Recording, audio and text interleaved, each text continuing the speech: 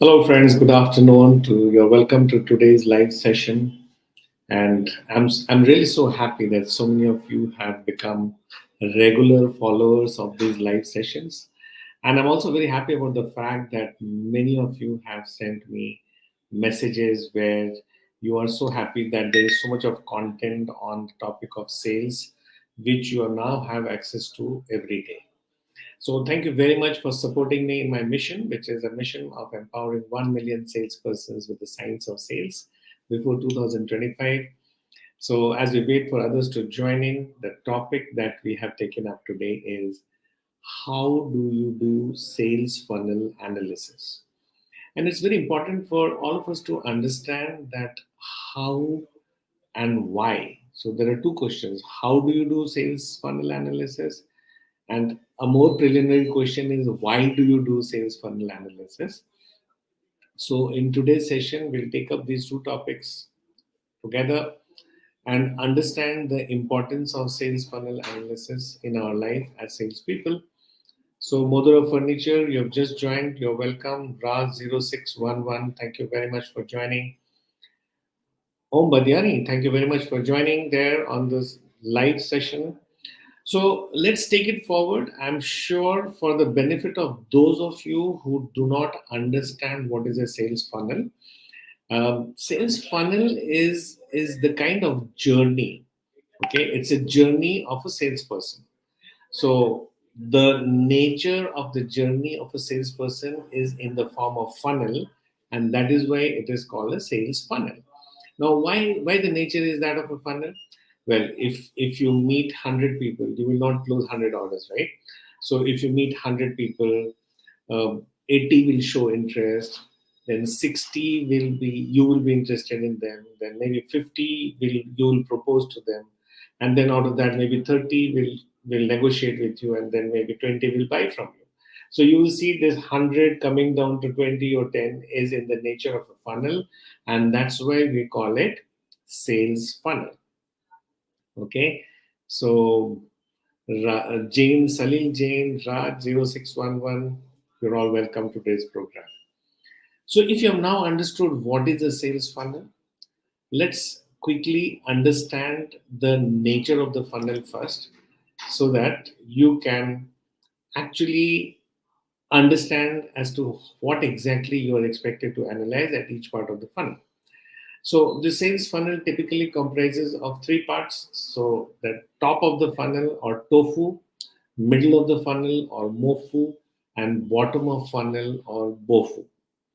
So a sales funnel typically comprises of tofu, mofu, and bofu. Now, if you look at the tofu, what is tofu? I mean, what is the beginning of the sales process? So a lot of people are aware about your sort of services or product. So tofu is more of an awareness stage. Similarly, mofu is more of consideration stage. So out of 100 people who are aware of your services, maybe 60 consider to talk to you further.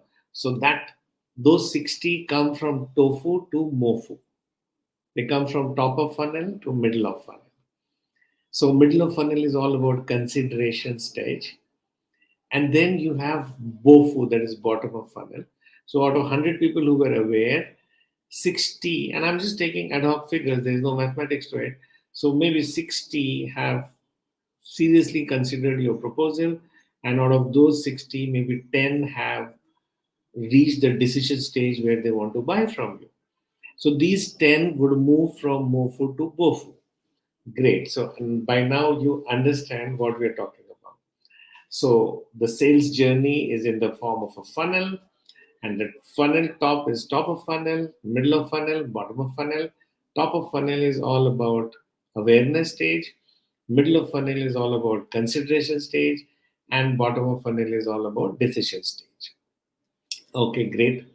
Now we have decided today that we will discuss what are the various analyses that we need to do. So we have to first understand how do we analyze the tofu or top of funnel. Now, to analyze tofu, which is the awareness stage, we are normally have a lot of prospects and leads. So the metric which you use to analyze tofu is called lead scoring model. So each one of you needs to have a lead scoring model, and I can see new people joining there. Vadwani, Sheetal Dhanvijay, you're all welcome to this program. So lead scoring model is the metric which you will use to measure the efficiency of tofu, that is top of funnel. Now, each company can have a different lead scoring model depending on what is important for them and what is not so important for them. So, you might give higher number of points to those leads where you are meeting at the president or CXO level stage, and you might give lower level points when you are meeting people down the line. Similarly, you might give points to those people who have shown interest in you, to those people belonging to companies of mid size or big size. You can have your own parameters to define mid size, big size. You can say that companies with more than 100 employees is good for you.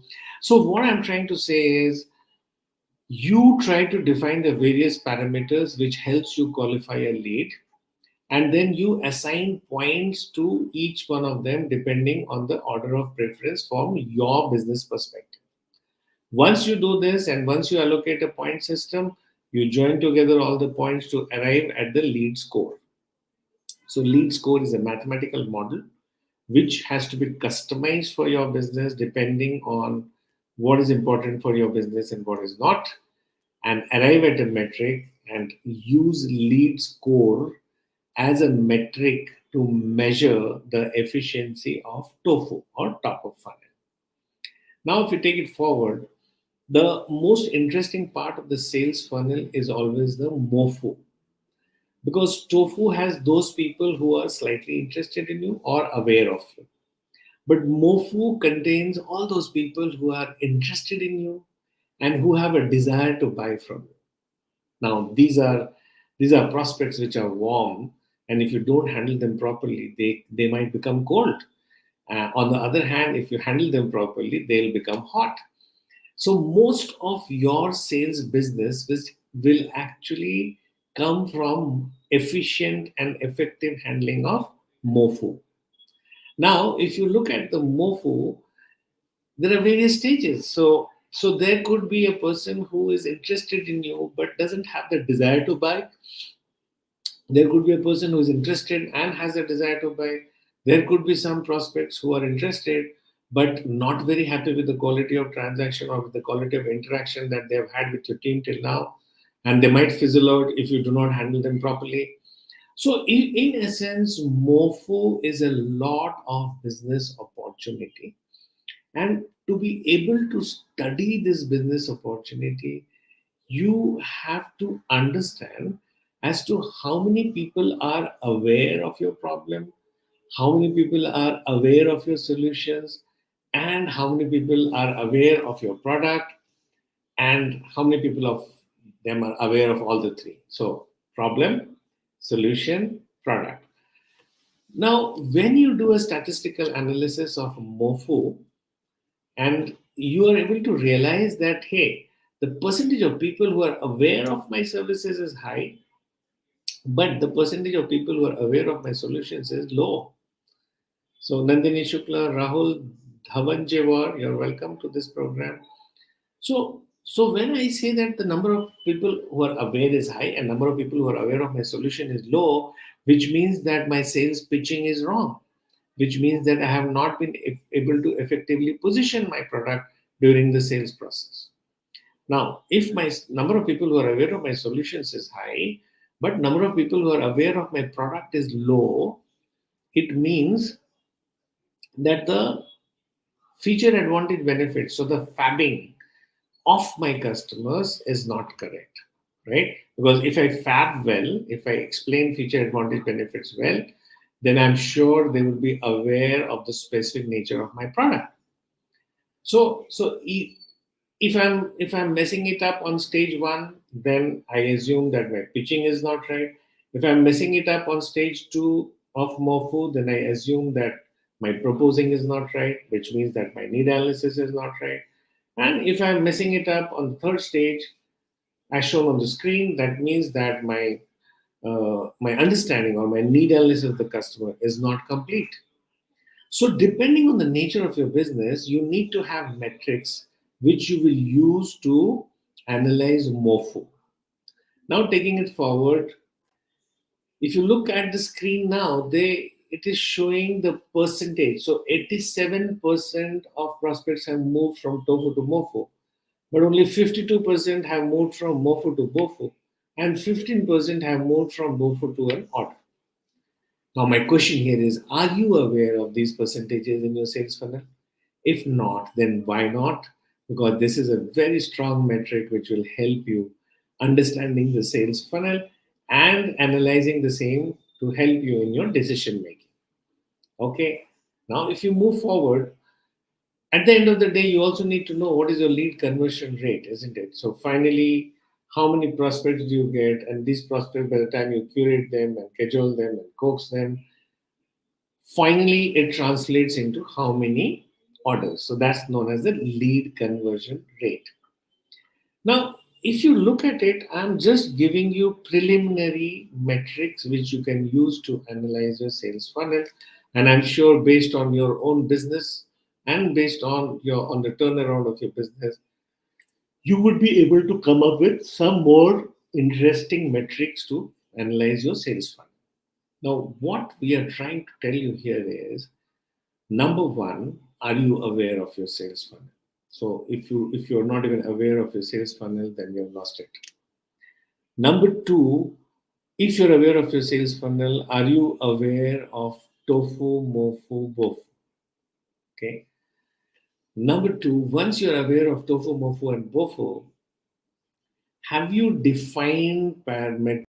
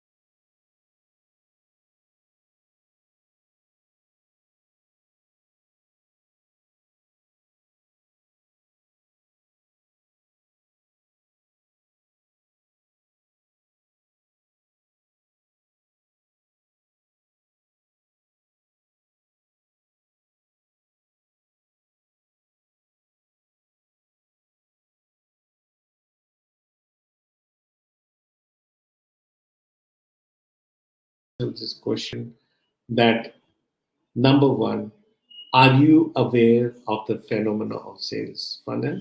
Number one. Number two, do you religiously maintain and analyze your sales funnel on a daily basis? Because it's not a replacement for a typewriter. So it's a utility, and this is a utility which helps you in your decision making. Number three, once you have understood that a sales funnel can control your tofu and mofu, then coming down to bofu, what is your lead conversion ratio? And what is your lead conversion ratio in various industry segments? So there could be a different ratio in one segment and maybe a totally different ratio in another segment. Now, wherever the ratios are poor, we need to take recuperative steps to take things to the next level. If not, things will rot. So, coming down to BOFU, this is bottom of funnel, we're talking about the lead conversion rate, we're talking about the average ticket size, we're talking about the increment in new customers, and so on and so forth. So, friends, in this short live session, I have tried to highlight the importance of a sales funnel, and I've also tried to give you a glimpse of what are the various genres of analysis that you must do in your sales funnel in order to make use of the same as a decision making tool. It's perfectly fine to take a holiday from your daily work and go and finish the HubSpot thing, take a review, and put triggers on whoever is earning.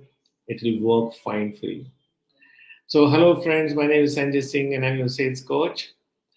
We are towards the end of today's live session, and today's live session is all about self brand image. It's all about funnel analysis because once you do funnel analysis, you will know what business comes to you, how you can increment it, where all you have to go and meet, and that's a big, not rocket science, but big science, isn't it? So, thank you very much, friends, for having joined me in this live session. You are most welcome to be online with me from 1:30 to 2 p.m. every day on LinkedIn, Instagram, YouTube, because I'm going to come up with a new topic on sales every blessed day for each one of you. Till we meet again tomorrow at 1:30 p.m., this is Sanjay Singh, your sales coach, signing off. Take good care of yourself. Bye bye.